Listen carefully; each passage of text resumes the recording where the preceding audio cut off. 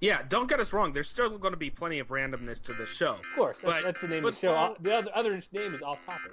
But this is football. What you want, we got, and it might be hard to listen, but it makes your rage glisten.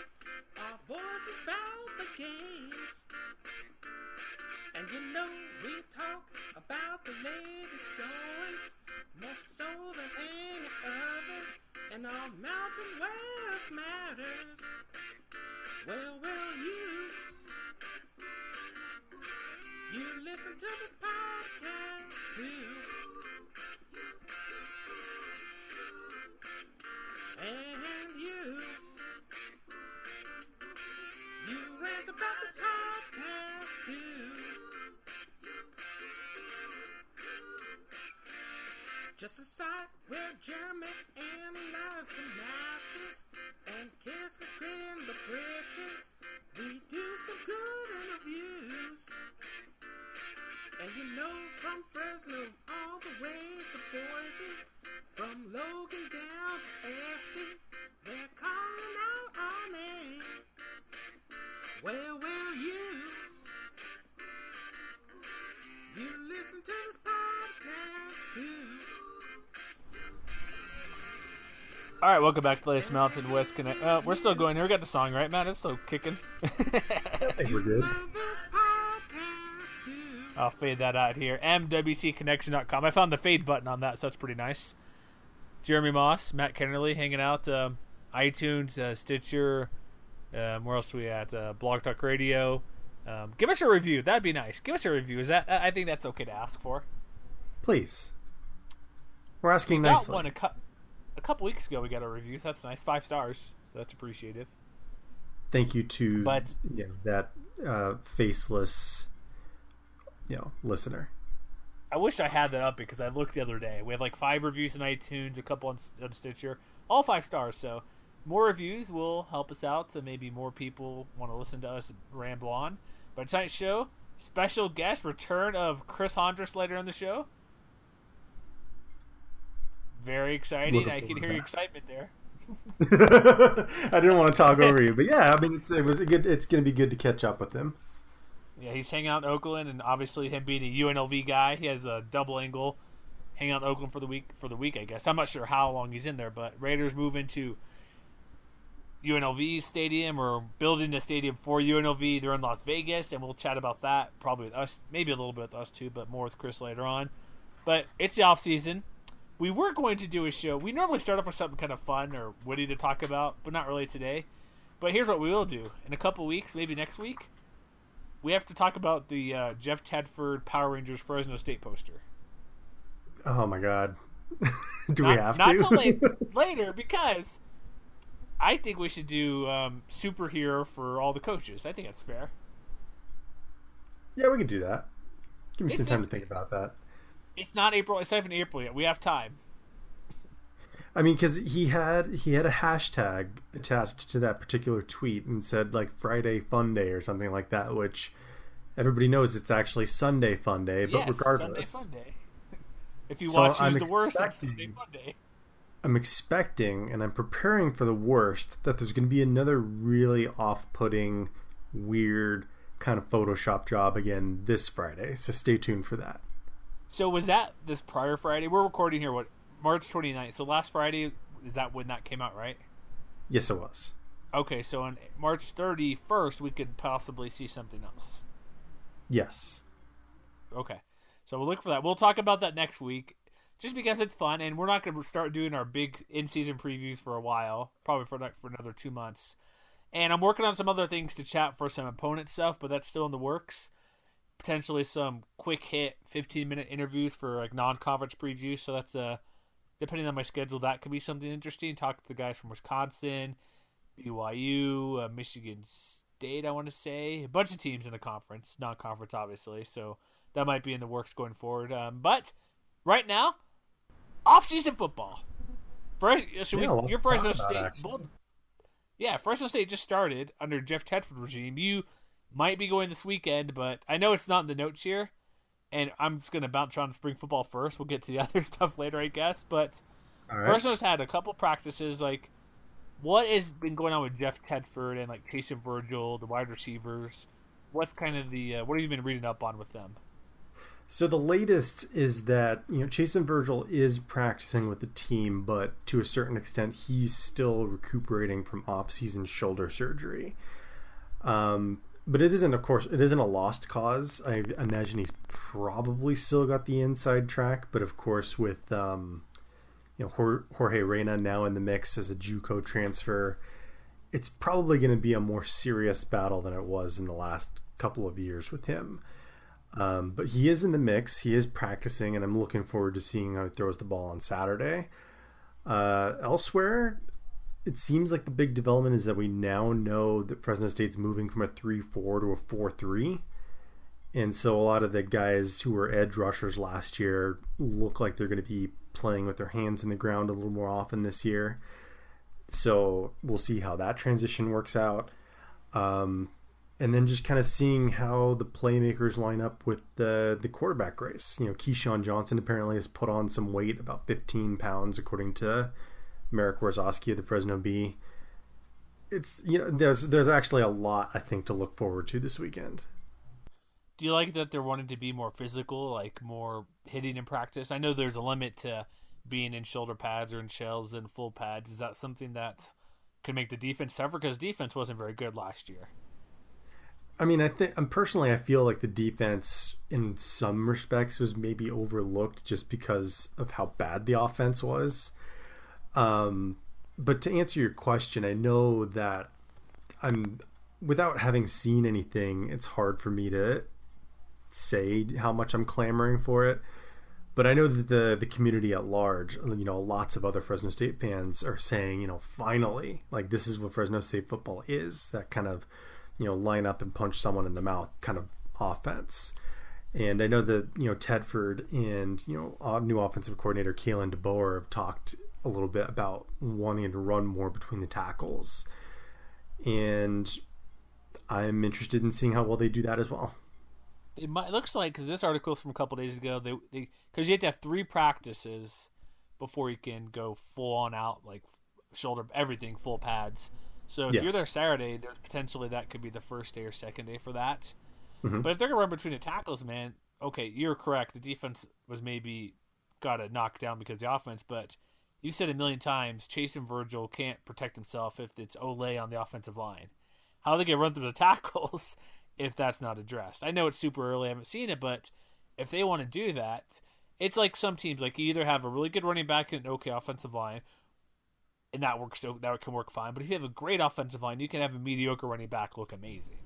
And I'm thinking it's got to be, they got to improve up front somewhere. Yeah, to me, it's kind of the push and pull of having to learn a new offense, but at the same time bringing back more experience on that side of the ball than any other team in the conference.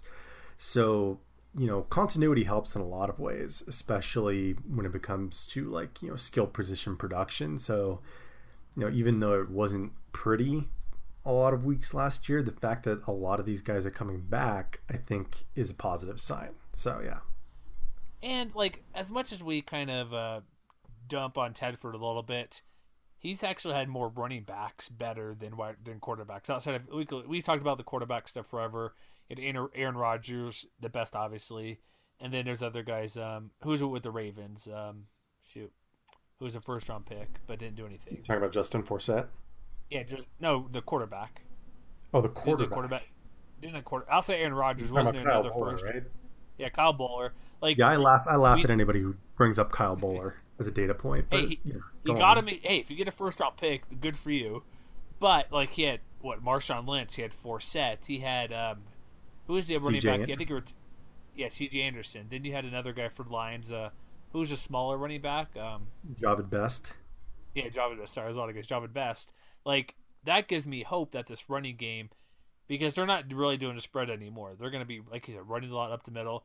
His coaching, hopefully that's still there. And I think there could be some people surprised because people pushed back hard against us about saying he's a quarterback guru. He's amazing of getting guys throw the ball, but he was better at a run-based offense with easily better running back success NFL compared to quarterback success.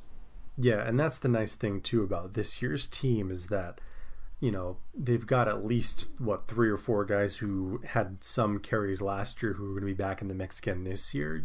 I personally kind of like Bryson Oglesby, but I know a lot of people out there like Josh Hokett is a big physical runner. He is moving from linebacker to running back full time now.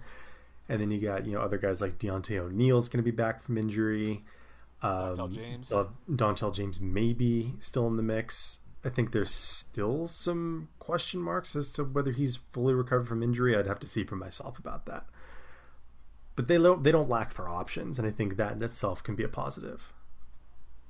All right, let's move on to the next team. We're going to get more in depth later on, but let's go to Utah State. They've been going for a little while.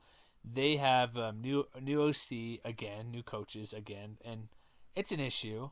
And their new OC, they're going to more of a fast, which I think this helps Kent Myers more because their new OC is David Yost. Mm-hmm. Lovely, thank you for that, guys. Jeez, stupid double pop-up ads. That's the worst. David Yost, new OC there. They're running a spread offense, which Utah State sort of did. And Kent Myers can run a little bit. He has some wheels. I think he's a better thrower than Chucky Keaton. And we know their running back issues from last year. They're going to have Tony Lindsay be the guy, but they're getting near. I think their spring game is actually this weekend. Their first scrimmage was terrible. They couldn't get in the red zone. They couldn't complete passes. They couldn't move it. But this most recent scrimmage, because with the new offense, you want more scrimmages compared to like San Diego State, outside of the quarterback issue with injuries, only have the spring game. Teams, if you're healthy enough back and have enough guys returning, you're not going to really scrimmage every other week or new coaches. But this past week, they got in the red zone. They moved the ball. They got touchdowns. And it seems to be working well. Like, they have, I did something for the Wisconsin side, Bucky's fifth quarter. Utah State, if things, we know they're unlucky last year for how they had, 4 games they lost by 7 or less points or 8 or less points. And they were also minus. Well, they were also minus 5, but it could have been a lot worse as far as turnover margin too. Yeah, and they could have possibly the best receiving core in the conference, or close to it, with Rontavian Corver and Rayshard Lewis. There's some pretty good. That's some pretty good talent there, and if they can find a decent running game, that offense could be pretty top third in the conference, perhaps. See, what I'd like to see, or what I'd like to know, is how much this new offense is going to be able to stretch the field. Because, if you look at the yards per target of the guys coming back, the figures aren't especially eye-popping. Because, just taking the top 2 receivers that we know are going to be, leading the charge on the outside, Rayshard Lewis and Ronquavian Tarver. The yards per catch were fine. It was, 11.7 and 13.1. Mm-hmm. But what stands out to me is the fact that Lewis was only averaging a shade over 6 yards a target last year. And, for instance, when you compare that to Fresno State, because we talked at length about how miserable the Bulldogs offense was last year, even Keyshawn Johnson managed 7 yards a target, and Jameer Jordan managed 8.6. And granted, Rayshard Lewis was a freshman. Maybe they had a different kind of role for him within last year's offense. But I'm curious to see how much they let him stretch the field a little bit more, or whether, Tarver's 8.5 yards per target is more kind of the norm of what the Aggies hope to achieve when they throw the ball. And with Lewis, he was also on he only had maybe a dozen touches rushing the ball, but that shows to me speed. That is because he had 10 for 110. He had that one game versus Nevada where he had 4 for 83, a little bit of outlier, but they gave him the ball on quick stuff, and that shows he has some sort of speed. Downfield is a big deal because they're 2 years removed from having Hunter Sharp, who was the downfield threat. They lose Andrew Rodriguez, but with this offense, with Yost, they want to throw and just go fast. They do need to go downfield, but I think more importantly, on offense, they need to find a running game that's consistent. Because last year, I know Devontae Mays got hurt with that knee injury, but even with Lindsey running back there was no consistency. He would have a pretty good game and then just an awful game where they forced Kent Myers, and part of the maybe downfield stuff and target, Kent Myers had to throw so much because they couldn't trust anybody to run the ball. Yeah.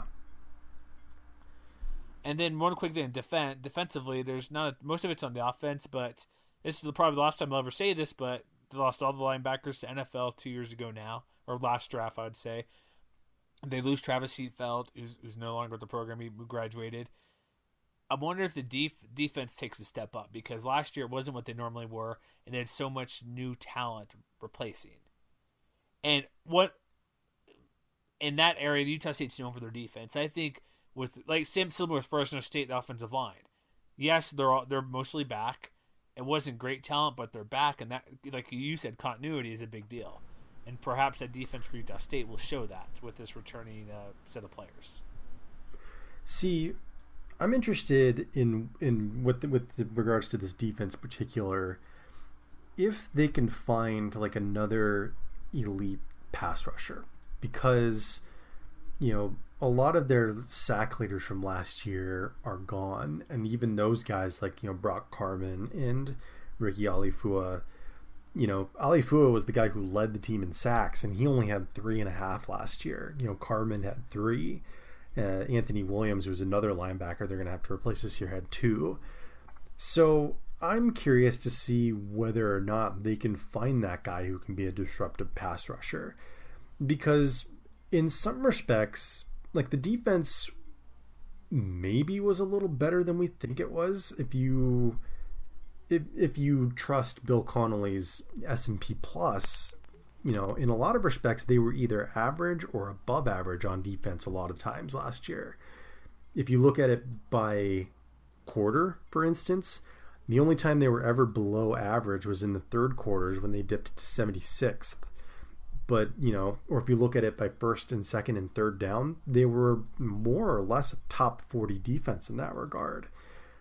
So I'm curious to see, do they have that guy who can, rush the passer? Like, is it going to be, one of the young guys on the defensive line, or are they going to be able to find that next Nick Vigil as an outside linebacker?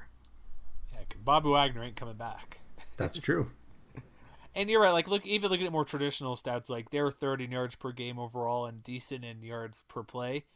I think again, they are minus 0.42 turnover margin. I think they're just missing big plays. Like, they don't have who's the DB who's with the Rams? Was it whatever? They had a bunch of DBs drafted recently, and I think the big part of the defense was those big plays like sacks, TFLs. Like Travis Seatfeld led the team in TFLs at 6. That was like the bottom of the conference. And I think it's just their defense is good enough, but I think the big plays weren't there.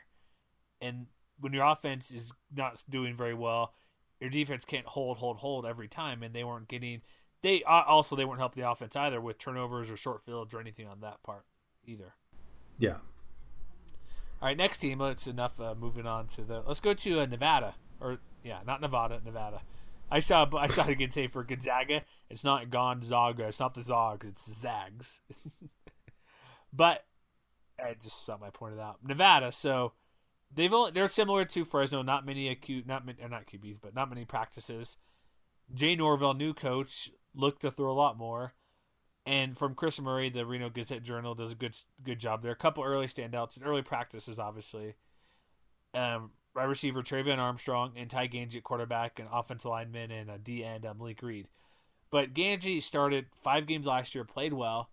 There might be a QB competition, maybe not, with David Cornwell coming from Alabama. Hasn't played a full year since 2012 in high school. Threw maybe a handful of passes at most at Alabama. But so far, Ganji's looked sharper in a new offense. You would think new guy coming in, new offense, it could be more 50-50 with Ganji only playing half a year since he took over the role due to injury. And Cornwell's just not looking sharp. And it's good to have competition, but even though it's only 3 practices, I think Ganji has to be kind of the leader at the moment. And I think that I would agree, especially because I think that he brings a similar kind of skill set to the quarterback position like you just talked about with Myers. Because I don't think we want to overlook that even though he's going to be running a pass, whether he or Cornwell is going to be running a pass-heavy offense, let's not forget that he was fairly efficient as a runner last year too. Like if you remove sacks from the equation, he averaged almost 6 yards a carry. And I think that that's one of those things that, if the pocket breaks down, that's something that, Ganji, his escapability, is something that the Wolfpack can take advantage of. What it'll come down to, I think, is whether or not he can be a little more careful with the football, because if there's one problem he'll have to fix, it's that 8-6 touchdown to interception ratio he had last year. Like, he was exciting, no doubt, and I think that if he continues to hold on to the inside track for this job, he'll continue to be exciting. But it'll be interesting to see in the spring, how many times the defense is able to force interceptions or force fumbles or something like that. Because I think if there's a step forward to be taken, that's probably it. And the rush defense. Come on, don't forget that. Yeah. That's pretty awful. Yeah, it's still early to tell too much. That's kind of the big news out of Nevada, because they only had the 3 practices. And then you go to CSU. They've gone about a week. And a couple notes with them. Nick Stevens is doing most of the offense on the first team, partly because Colin Hill had that ACL tear. He's back throwing and doing things, but I believe he's a non-contact guy. But during spring, no questions, Nick Stevens. Because like we mentioned last year, I kind of joked like Bobo's just messing with us, saying it's a QB competition. And I'm like, no, that can't be the case. And then it'd be 3 guys in the mix last year. But I would gotta think that the way Nick Stevens played last year, even though Colin Hill did pretty good, because Rams, like if you looking back, going to Bill C's like the S&P Plus, Rams were a top 10. I think weren't they a top 10 S&P Plus team over the second half of the year, something like that. Yes, final 6 games, I believe. And you got to think that Stevens, not that they really look at that, but him being more healthy, being in spring this time, compared to a Hill being on the sidelines a little bit, has to be the guy going forward.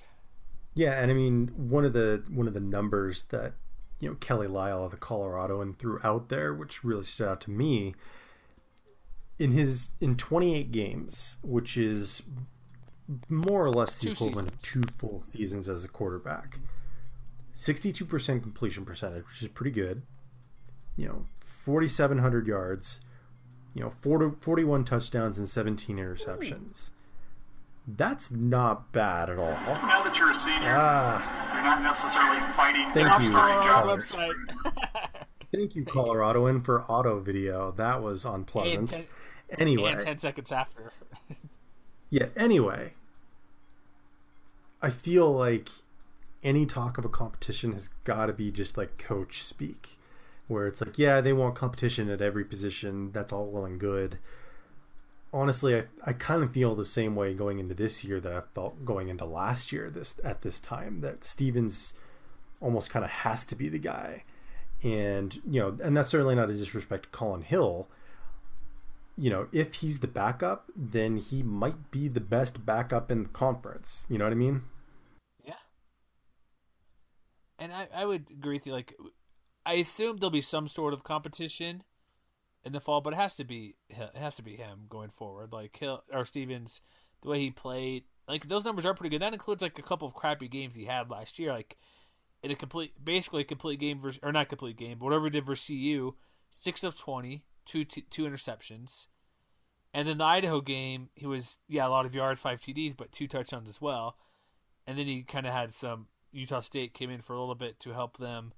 Good, didn't he lead them to victory? I think after Hill got hurt in that game, I believe he did. Yeah, he had so. He had that one throw where he came off cold like on 3rd down to get him close to the end zone, and then outside of that, like he had. Look at this stretch, man. I know the New Mexico game's an outlier, 9 of 10, but just on this year at UNLV, Fresno at Air Force, and Air Force's defense was good, well above 75% completion percentage in those 3 games and 6-1 TDs. It's pretty good. So he could be like, if he's the guy going forward, the quarterback position is going to be stacked with a lot of good quarterbacks next year. Josh Allen, Rippon, Drew Brown out in Hawaii, even Ty Ganji. But I think Stevens can contend to be a top 3 QB next year, and I'm assuming that he should get a chance to do so or prove that. Oh, yeah, absolutely. And I mean, even beyond that, the fact that even though they're probably going to be without Marvin Kinsey for the foreseeable future as he's still recovering from an ACL injury, they might still have the best 1-2 punch at running back in the conference as well. San Diego State is obviously in that mix with Rashard Penny coming back and Juwan Washington, but Dalen Dawkins and Izzy Matthews, maybe they weren't quite as dominant as I thought they might have been last year, but I still think that they have the potential to put that kind of, those kinds of eye-popping numbers up again this year. Well, yeah, Matthews had 13 touchdowns. Yeah. And they're still looking for number 3 guys, so I don't know how much Kinsey will play, still recovering. They're looking for that third guy, but running back's there, quarterback's there, and defense, Marty Inglis turned it around halfway through the year, and so they got some pretty solid things going forward. All right, so let's do this. Let's take a quick break. We'll bring Chris on, and then we'll wrap up the show later with some other news. All right, now we're joined by a good old friend of the podcast, former co-host with myself. Chris Aldrich is back to vent about the Raiders moving to Vegas. Yay! Tell us how you feel, Chris. Well, first of all, in the honor of you bringing me back on the podcast, I noticed you removed me from administrator's access on Facebook. Hooray! Actually, that was today, actually. I know, that was today. We're time-stamping this. So, I am displeased. I'm displeased with the whole process. Hold on, before we begin, What? we need a football Bob from you before we begin the proper introduction. Football Bob! Is that okay? Football Bob, look, football, no matter what. It could be NFL, it could be college, it's still football. Every time. Perfect. So, we brought you on because you lived in Las Vegas. You went to UNLV for a while. Well, first, let's get your actual... First, we're going to play this because the Raiders theme song. You're going to love it. Right? I don't know what that is. You never heard this before? No. Are you No, serious? I'm serious. Matt, you know what this is. The autumn wind is a Raider. Wait, is it the Reigns of Castamere? It's the autumn wind. No, not, well, maybe if you live in Oakland, it is. The autumn wind. It sounds like one of those bad... The autumn film wind films. kicks sand in your Okay, eyes. got it. It is NFL film. Got it. Okay. Cool. So the only time I've ever seen NFL films is with my buddy who's a huge Steelers fan. So I'm only familiar with the Steelers theme from them. Franco Harris. Yes, exactly. I didn't think that was an actual thing that they would have played at a Raiders game, but having never been to a Raiders game, I wouldn't know. So that being said, I'm extremely, extremely displeased with the fact that the NFL owners, in their greed, voted 31-1 to relocate Oakland to Las Vegas. First of all, let's start with that. I am against the move completely, but it's understandable why they did it. Simply put, they're greedy old bastards. They like money. And can I add in there, Mark Davis is one of the poorest owners in the league, so that's why he has to do this. He has no money to put up himself. Yeah, pretty much. There's no businesses that he owns outside of the Raiders. And because his dad kept getting, oh, I own 10%, I own 15%, I own 22%. Oh, I'm the majority owner now. That's how he got to own the team. well, absolutely. But simply put, for Mark Davis, it was a smart move simply because Las Vegas, they were willing to put, or rather, I should say, the city council of Las Vegas was willing to pony up the $750 million to help build the $1.9 billion stadium. That's that. And as Matt will say in the process, cutting elementary school stuff for this. Jeez. Matt will say that. I'll say it. Shoot, Everybody says there's it. an article in the Las Vegas Review Journal about this, and to having actually I grew up in the Clark CCSD, and I looked briefly before I left Las Vegas to California.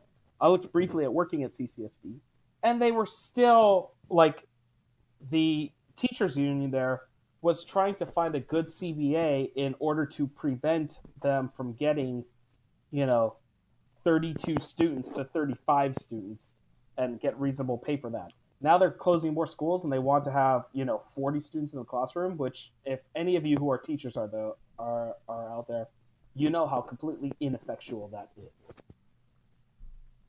So poor move on the public end, but it's simply because the city council wanted a team. They, for some reason, thought that the $750 million was a good price. And despite everything that essentially Libby Schaff and the Oakland mayor and Ronnie Lott tried to put up, and probably Matt has more to that story.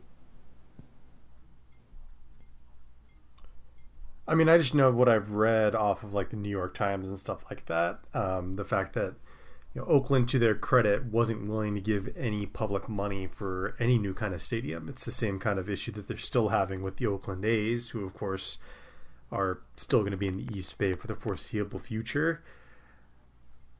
I guess my question to you would be kind of like, the myriad of finances and kind of screwing over taxpayers aside, strictly speaking of football, what do you think the potential upside is for this move for UNLV in particular, for Rebel football? Honestly, the only upside to this move at all is not only to UNLV football, but also potentially to the Pac-12. First of all, obviously, UNLV football... Don't you mean Big 12 instead? You think Pac-12 is more realistic than Big 12? Well, listen. Okay, I'll let you go ahead. Go ahead. Sorry. I'm in teacher mode here, so I'm like, listen, children, come on. Blah, blah, blah. So, first of all, UNLV is going to benefit the most from us, no matter what, right? They're essentially going to get a stadium that they can share with.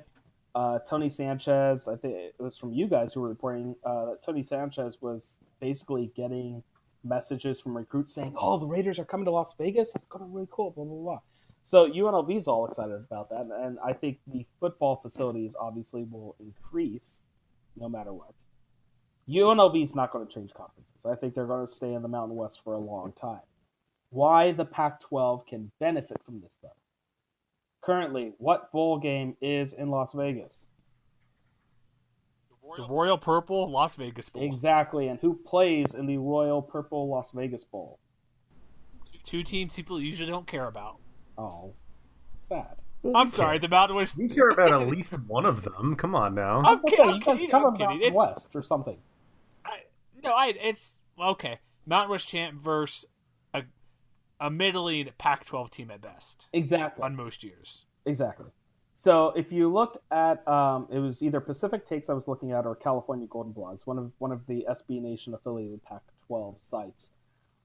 They were excited for this move to Las Vegas, potentially because you get a bigger and better stadium that basically shoots Las Vegas and the Las Vegas Bowl up a few notches. Instead of getting a middling Pac-12 team, maybe that moves up to, let's say, a number 2 or a number 3 out from the Holiday Bowl or the Sun Bowl. And in theory, if they make the Las Vegas Bowl as grandiose as they possibly can, it will be essentially the next in line after the Rose Bowl. And so, okay. So if you take that, and if you take, hopefully Craig Thompson is smart enough to realize that.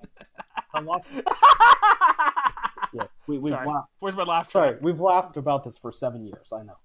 For longer than that. How long? Here we go. There we go.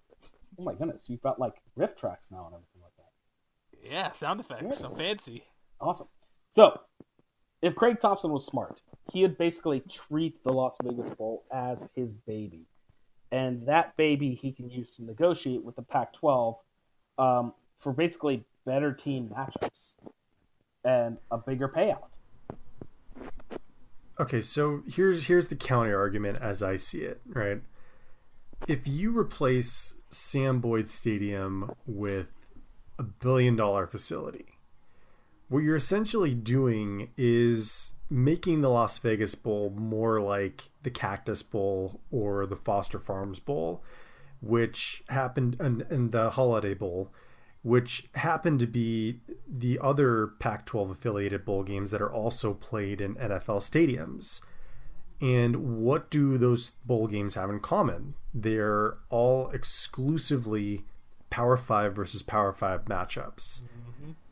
So is it necessarily a given that, you know, the Las Vegas Bowl, once it moves into this new facility, is it a given that it'll stick with its kind of long-time Mountain West ties, or is it more likely to say peace when it's built 3 years from now? Here's what I'm thinking on that. That's what I was going to bring up, but the stadium's not going to be built until, what, 2021, correct? 2020, I thought it was the date they were looking to open. Or 2020. So the bowl here, well, I wish it was 21, but the bowl contracts end in 2019. That's the last of the cycle. Then you can renegotiate. So if it is 2020 because the Raiders are looking for a place in 2019 to play. It may not be in Oakland or wherever, and they're not going to play at Sam Boyd for the 1 year because it's not up to the CBA standards for the NFLPA. So that's pretty. The Las Vegas Bowl, they not that they owe the Mountain West, but you think at least one cycle they'd let them come in and be there to take your champion, because the champion has won. Whoever, even a non-champion, I believe when Boise went to the Fiesta Bowl, I'd have to look, but it's a team that won 10 or 11 games, typically right about being ranked. Look at the Foster's Farm Bowl. I think it was Indiana versus Utah. Was Utah even ranked when they played in that bowl game? I don't remember. I don't think so. I'd have to look it up, but let's see real quick. Yeah, they played out in San Francisco. What was Indiana? There was 8-4 with their new coach. I don't have all the details. I'd have to look it up, but I don't have it. But that's an okay bowl game. It would bring more money, but I would hope, like with Matt, that they would secure this down, because the league's already losing the Poinsettia Bowl because with the Chargers moving from San Diego, so the Qualcomm only has a Holiday Bowl now. And maybe not there. They may move that to Petco, but there has to be a way where if they lose this bowl game, what's the best bowl game after that? Because Poinsettia Bowl is number 2, Vegas Bowl number 1, and you know BYU's going to want to try to sneak into the Vegas Bowl to make it their home bowl game every year if possible. New Mexico. What's the third bowl game? Is it the Potato Bowl? It's the New Mexico Bowl. You think that's number 3, you think? I think so. Potato's number 4, but Potato is more entertaining than both 1, 2, and 3 half the time. Let's be honest here. Not if it's Colorado State, Washington State in the New Mexico Bowl. Fair enough. No timeout Leach. Come on. I'm just saying.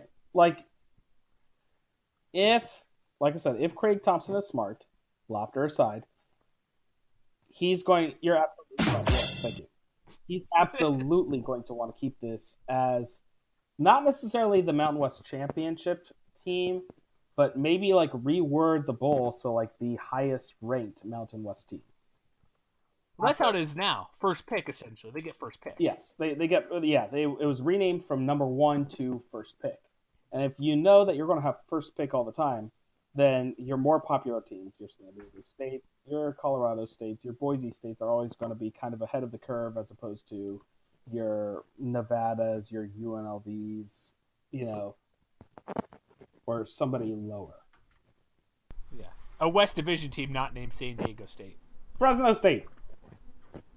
If they ever make they had a pretty sizable crowd at Sam Boyd when they went to this Vegas Bowl a few years ago. I remember. You guys had nice playing USC though.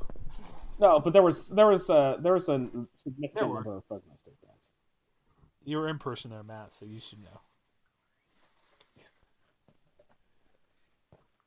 So where would this bowl, like Chris? What do you think? Like, how does this line up? Would it be like the Sun Bowl where they'd play because they're playing Pac-12 6, and that could potentially be like Pac-12 8 if there's a playoff in the Rose Bowl team. I would like to see Pac-12 number 4. I think that's reasonable. I think that's what's going to happen. I think the Vegas Bowl with the new stadium, everything like that, that's going to move it up to Pac-12 3 or Pac-12 4. I think because now it's especially since the Holiday Bowl is stuck in Qualcomm, and even though they're trying to make it bigger and better, it doesn't have the sheen as it does anymore. I think it's going to overtake the Holiday Bowl. Well, the Alamo Bowl took over the Holiday Bowl recently. Yeah, they took that spot. So I mean, because the order right now it's Rose. It used to be Rose, Holiday, Sun, Alamo.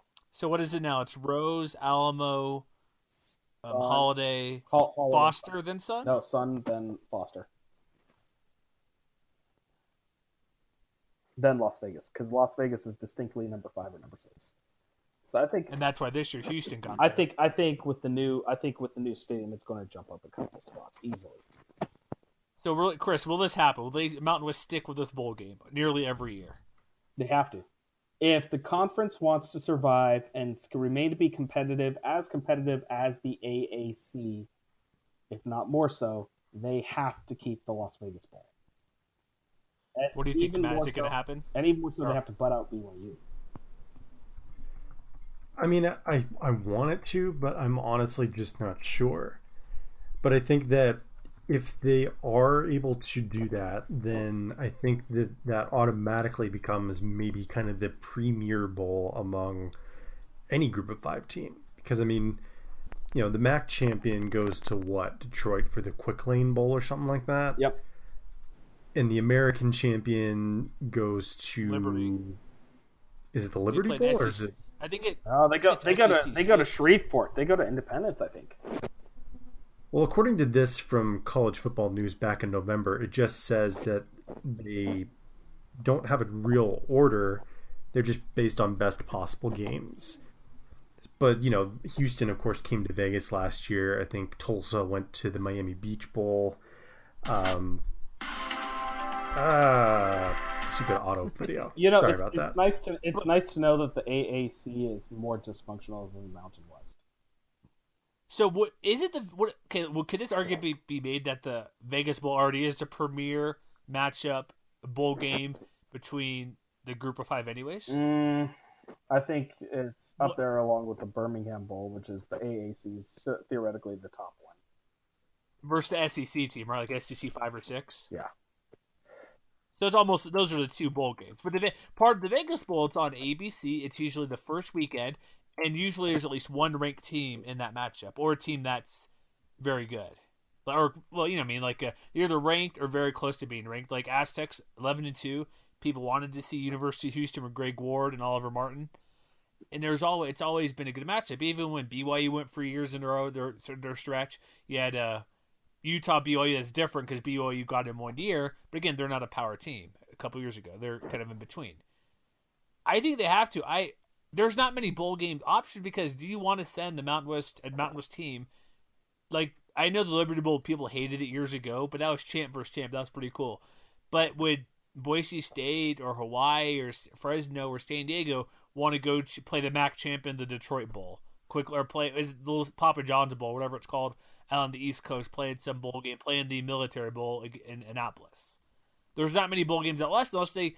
The only thing I could see happening if they lose this bowl game, they have to get in the Cactus Bowl. But then again, that pays well over $1 million, and that's because Boise made out last year by the Big 12 not having enough teams, and they went there for a trade or something. I think that would be most likely the case. Is the Cactus Bowl would very much switch with the Vegas Bowl, because the only difference the is Pac-12 already owns or already works with both of them. It's very easy to say, oh, Las Vegas Bowl has moved up 2 spots. Oh, Cactus Bowl is our worst selection. Okay, just drop it. And, pick up from there. But that's not okay. That shouldn't happen. Well, it shouldn't. Once again, we're all on the should and should not roles right now, but we're still not in the, hey, this totally will happen. So let's do one last thing quick before I let you go, Chris. For UNLV, does this make them a contender within 4 years? Yes and no. Okay, division contender. I'm going to still say yes and no. I think they're going to get the recruits. I think they're going to get better recruits than what they have been getting. And Tony Sanchez has gotten some pretty good recruits since he's become the coach. But with better facilities comes better recruits. I think more people are investing in the team. And I think that gives them the potential to make them division contenders. Now, with that being said, you also are going to have Nick Rolovich, who's starting to raise the Hawaii team back from the dead. Ron Caliber is hit and miss. I'm going to even say Tedford hopefully can bring Tedford. I think the overall conference is going to get tougher in the West, and I think the Aztecs need to look back a little bit more carefully. Okay, before I let you go, what's your off-season stupid upset pick that we can look forward to? Are you serious? Why not? Okay, are you Team Bacon or Team Tacos? That's easy Team enough. Taco. Absolutely. Thank you. Thank you. And anybody else who disagrees is wrong and should be, punished accordingly. I think we concur on that. Like, punished So in instead- term, and basically you get fed bacon bits for the rest of your life. That makes complete sense. So, anything you want to let people know about what you're doing, what you're hanging on? If you'll allow people to follow you on Twitter or not? Yeah. Oh wait, you mean my protected tweets? I'm still at. That's what I mean. I'm at Greek Padre. Still writing for the Forgotten Five. That's www.forgotten5.com. We're kind of working on not just football and basketball, but we're starting to delve into different sports as well, trying to keep up with the all the group of five and then some. So it's a Wait, am I correct on Ultimate Frisbee being your next big topic? It might be, and Quidditch should be up there as well. So exactly. What about Overwatch? Ooh, I'll have to bring that up with our manager tonight. I mean, we've got a League of Legends blog out there somewhere. It's probably the next big thing. Yeah, it's been the next big thing for like 2 years, right? ESPN. Let me ask this: I don't know, what is Overwatch? It's a video game. Okay, so Overwatch is like the latest game from Blizzard, which are the same guys that did World of Warcraft, among other things. So it's kind of their take on the first-person shooter. And honestly, it's all that I've basically played since I got a PS4 last year. It's a fantastic game. Yes. Interesting. Okay, I'll have to look into it maybe. I see GameStop gave it a 9 out of 10, so I guess that's pretty good. Or GameSpot, I should say. It's Sorry, better GameSpot. than pretty good. Okay. I'm just curious. I just saw Matt put on Facebook the World Cup of this game and all sorts of stuff, so That's what I'm saying. There's an opportunity there. go for it. Obviously, we're going to be covering the return this Saturday, which is the UAB spring game. Sweet. When is that? Is that upcoming pretty soon? That's this Saturday. So I think we've got like 4 or 5 riders who are going to be on site. They're the Dragons, is that correct? The Blazers. Blazers. Sorry, they have a dragon logo. They do. Blaze up. Trogdor. Excellent. So yeah, check out that forgotten5.com. Greek Padre. Maybe to be. What do they do when they request? Can they plead their case to request to be a follow on Twitter? Yeah, absolutely. And let's be clear. The reason why I started protecting my tweets is simply because I didn't want students following. It's a good point. Yeah. That could be. But dicey. so like, just say, hey, I heard you on the Mountain West Connection podcast, whose theme song there's not there anymore. Can I still follow you? No. Whoa. Yeah, don't get us wrong. There's still going to be plenty of randomness to the show. Of course. That's the name of the show. Yeah, we still got it. Outro. It just depends how many times I stick it in or not. Sometimes I forget or don't want to edit it in. Fair enough. It's there for you, so. I'm here for eternity. Yes, and we got a couple, but that's the best one, I think. So, all right. So, Chris, thanks for hopping on, and me and Matt need to wrap this up. But yeah, we'll check everything out you're doing, and yeah, good luck with everything, I guess. All right, guys. I'll talk to you later. All right. Once again, that was our good buddy Chris Andres. Again, if you want to follow him on Twitter, and if he allows you to accept the follow at Greek Padre. So let's see what we can do with that. See if he'll get a few extra followers from us. So. Wrap up the show. I have a couple of news and notes we want to get to. We talked with the, obviously, Raiders, UNLV, stadium stuff, all sorts of shenanigans. Because I didn't mention this to Chris, but I told you before. Mark Davis bought the URL Las Vegas Raiders 17 years ago in 1999. 18 years ago. Jeez, that's a long time ago. So does that mean like we should buy, I don't know, Mexico City Raiders and just sit on that for another decade? See what happens? See how we feel about it? San Antonio Raiders is a legit possibility. There you go. Or the SA Raiders. I don't know. That's it. Yeah. Should look at the URL. I like that. I know ESPN owned, I think collegefootballplayoff.com or whatever that website is for a long time as well. I think of the future, folks. All right, so let's wrap this up really quick. This is actual football. This is no nonsense show outside of 2 minutes of the beginning talking tacos with Chris for half a second because there's no debate. Do we have an update real quick of Team Taco versus Team Bacon? That's still going on, right?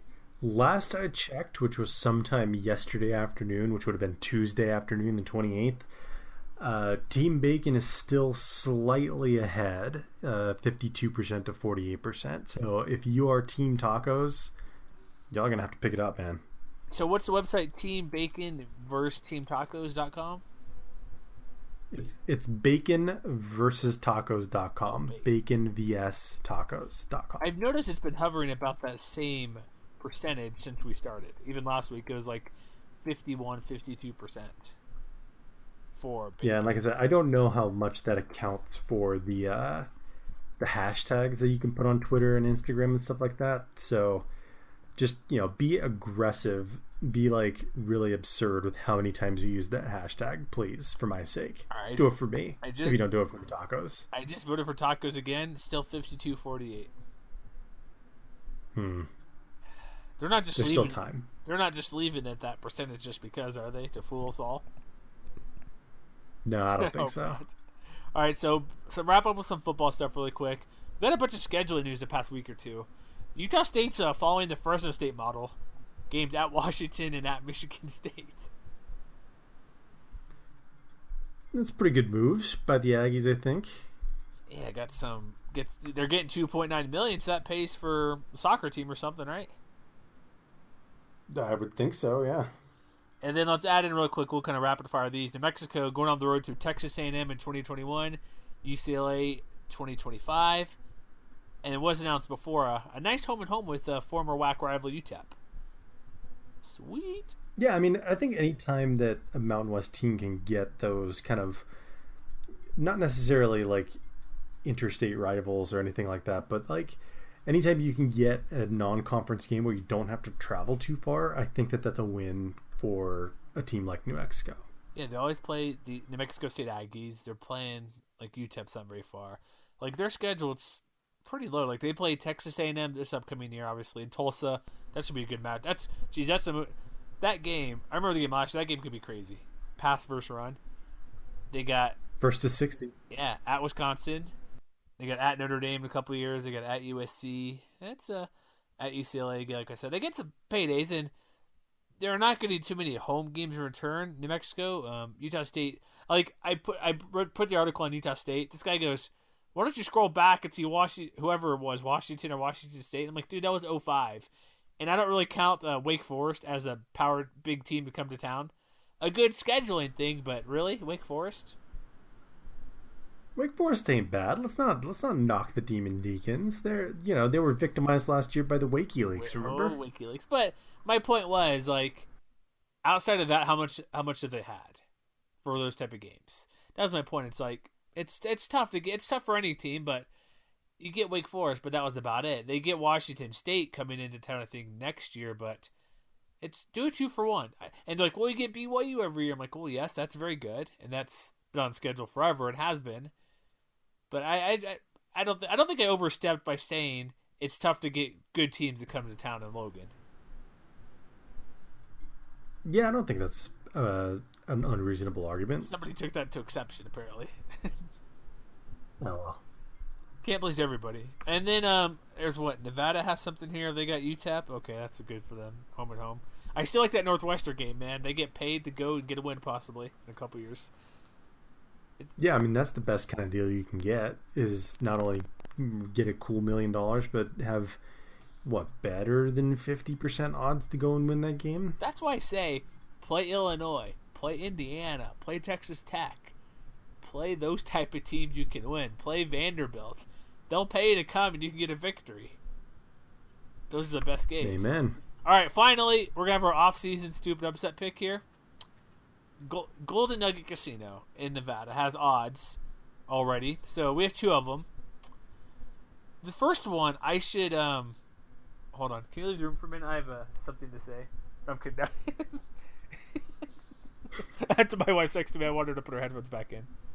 No, but I'm 90 minutes from Wendover and able to go wager things if I want to, which is in Nevada as well. But Colorado State versus Colorado, you've seen the line, but were you surprised the Rams are a 10-point underdog? Yeah, I was, actually. I wonder if that is kind of thinking about how the way that last year's game went, where I think we all expected it to be a lot closer than it was. But that doesn't make sense. It's this year's team, right? Why would you care? And they're losing. Isn't their quarterback gone from Colorado?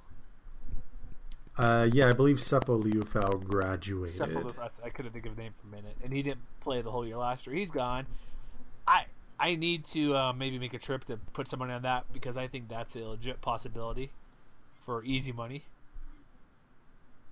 The other, yeah, I would you take definitely it? agree with You would that. take it? Okay, you're okay. I'd take plus 10 if you handed it to me right now. Yeah. I was looking at this guy's Twitter, Brad Powers. I guess it was he put these out like a week or so ago.